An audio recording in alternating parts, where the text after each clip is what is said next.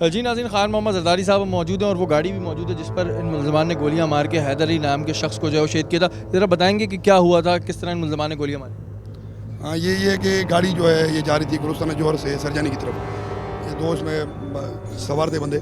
आगे 6 डाकू जो हैं, इसमें रोड है, लिंक रोड है अब्दुल गाजी रोड के पास, वहाँ पे 6 डाकू खड़े थे। इन्होंने गाड़ी को दूर से देखी, जब लाइट देखी थी 8:30-9 बजे का टाइम था, अंधेरे के टाइम पे जब रोकने का इशारा किया उसको, तो गाड़ी ने जब देखे कि ये डाकू हैं, वेपन देखे उसने ड्राइवर ने, तो गाड़ी उसने स्पीड से चलाई। जैसे स्पीड से गाड़ी चलाई तो इनमें से 3 बंदे जो है लेफ्ट साइड पे चले गए, 2 राइट साइड पे आ गए। जो लेफ्ट साइड वाले थे उन्होंने जैसे देखा गाड़ी नज़दीक आ रही है, क्योंकि मुसलमान जो है वो नशे में थे, शराब पी हुई थी मुसलमान ने। गोलियां मारी उन्होंने? ये इन्होंने मारी हैं 4 गोलियाँ। 2 गोलियाँ जो है इकट्ठे गई हैं फ्रंट शीशे से, जो दोनों उसको सीने में लगी हैं, और कैलेंडर साइड वाला जो शीशा है वो उतरा हुआ था। दूसरा बंदा साथ बढ़ा, 2 गोलियाँ वहाँ से गई हैं, तो उसमें से एक लगी है, एक नहीं लगी है। इससे आप लोगों को पता चला? हाँ, उस पर जो पहले दिन जब हम गए थे तो और कोई एविडेंस वगैरह थी नहीं। उनमें से बंदा जो है वो मौके पे एक शहीद हो गया था, एक वो तो हम उसमें कोई चीज़ देखी नहीं थी, अंधेरे का टाइम था। फिर हमने जो मौके पे उधर देखे थे, उनके जो फुट थे ये निकाले, उनके चेक, हाँ फुट पेरेंट्स थे इनके, चेक किए, उनको लकीरों का निशान उशान लगाया। फिर इतफाक़ से तीसरे दिन नसरुल्लाह साहब ने मुकाबला किया, तो वही उनकी चप्पलें और वो चीज़ें हम लाए, इधर जाके उनको हमने टेली किया, तो वो चीज़ें लगी उसमें। फिर अपने अफसरान वालों को हम बताया कि ये चीज़ें हमें शक है इनमें। इनके इनके गिरफ्तार होने से पहले 2 दिन पहले इन्होंने ये वारदात की थी जिस शख्स को हलाक। हाँ, ये 2 दिन पहले की बात है। दूसरे दिन 2 दिन के बाद इन्होंने आके सीमेंट की दुकान लूटी है। ये लूट के 3 मोटरसाइकिल बैठ के जा रहे थे, तो आगे इनका मुकाबला हुआ।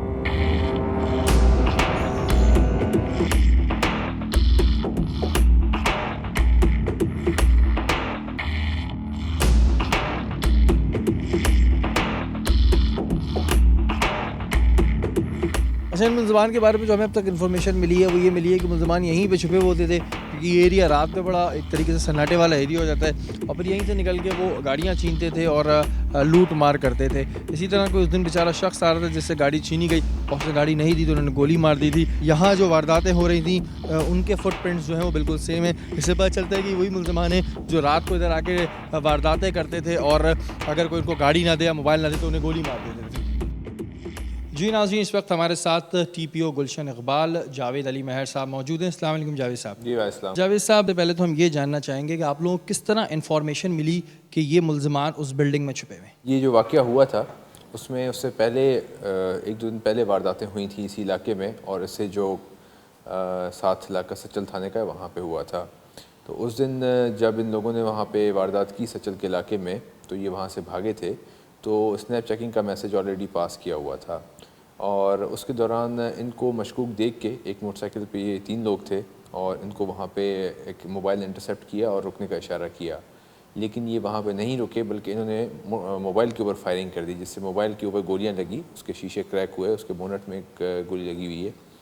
तो पुलिस ने फिर इनको चेज़ किया। फिर इस दौरान SHO गुलिस्तान जौहर वो भी वहाँ पे चेकिंग में मौजूद था, वो भी इनके फिर फॉलो में गया, और फिर इस तरीके से मुलजमान ने पुलिस के ऊपर बाद में बड़ी शदीद फायरिंग की, और जिसमें उनके साथ इनकाउंटर हुआ, और उसमें फिर इनकाउंटर के बाद ये 3 मुलजमान गिरफ्तार हुए। अच्छा, पुलिस पे उन्होंने जिस तरह फायरिंग की है हमने भी देखा, तो इससे ये चीज़ कंफर्म होती है कि ये लोग प्रोफेशनल मुलजमान है जिस तरह उन्होंने पुलिस पे ओपन फायरिंग कर दी थी?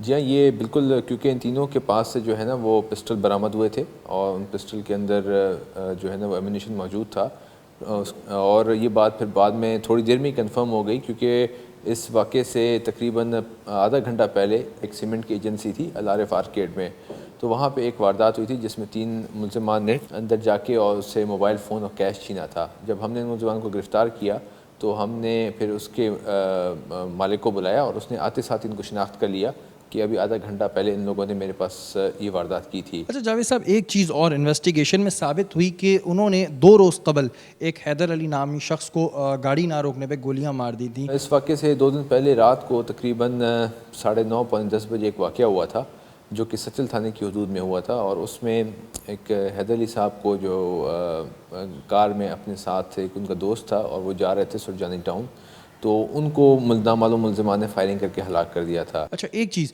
जो हमने और इस पूरे वाक़े में नोटिस की वो ये की कि जिनके साथ कार्रवाई होती है वो सामने आते हुए क्यों डरते हैं, क्यों उन मुलजमान को आके पॉइंट आउट नहीं करते? कुछ लोग तो बिल्कुल ओपनली इसमें पुलिस का साथ देते हैं और वो अपने मुलजमान को फॉलो करते हैं, जबकि कुछ लोगों की परसेंटेज ऐसी भी है कि जो पुलिस को रिपोर्ट करने से भी हिचकिचाते हैं और रिपोर्ट नहीं करते हैं। देखिए, अगर हमें रिपोर्ट नहीं होगा तो हमें क्राइम का अंदाज़ा भी नहीं होगा कि किस इलाके में क्राइम हो रहा है, इसलिए क्राइम को रिपोर्ट तो ज़रूर करना चाहिए। तो मैं समझता हूँ कि इस तरह के मुल्ज़िमान को सज़ा भी होगी और वो अपने कैफ़र किरदार तक पहुँचेंगे। बहुत बहुत शुक्रिया जावेद साहब। Thank you.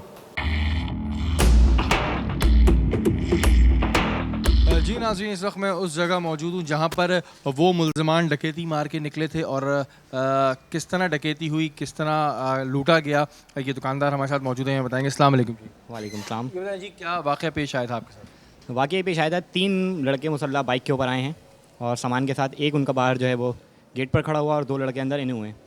इन्होंने के बाद वो आए हैं, आकर असले के ज़ोर पर उन्होंने सामान लूटा है। लूटने के बाद हम लोगों को पीछे ले गए और जाकर वहाँ वॉशरूम की तरफ बंद कर दिया। तो इतनी देर में कस्टमर इन हुए, कस्टमर को भी उन्होंने पकड़ा है और पकड़ कर वहाँ पीछे लेके गए हैं, उनके साथ बदतमीज़ी की और फिर उसके बाद जो है उनसे जो चीज़ें थी, उनके ATM card, credit card, 2 mobile वगैरह, कुछ कैश वगैरह। ये सीन सारा एक देखने वाला एक ठेले वाला था जिसने शोर मचाया। शोर मचाने के बाद जब पब्लिक को पता चला तो पब्लिक ने 15 पर कॉल कर दी और जिस टाइम तक वो दुकान से लड़के नीचे उतरे हैं तो उस टाइम पर पब्लिक ने घेर लिया था उन्हें, लेकिन वो असले के तौर पर जाहिर सी बात है पब्लिक सामने कोई नहीं आ सकी। जी नाज़रीन, आज आपने कार्रवाई देखी और आपने देखा कि किस तरह मुल्ज़िमान ने पुलिस और हम पर फायरिंग की। इन्वेस्टिगेशन में एक बात साबित हुई कि 2 रोज़ पहले इन्होंने एक हैदर नामी शख्स गाड़ी ना रोकने में गोली मार दी, जिसकी 2 बेटियां।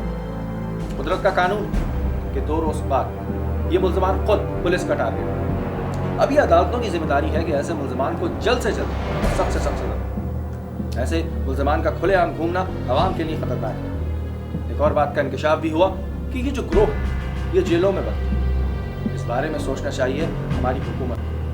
अगर आप टारगेट की टीम को कुछ इन्फॉर्म करना चाहते हैं तो आप ईमेल कीजिए। हमारा ईमेल एड्रेस है target@tv। आप कॉल कर सकते हैं 0900 2222। अगले हफ्ते फिर मिलेंगे किसी नए टारगेट के साथ। तब तक के लिए अपने होस्ट शेयर को याद दीजिए।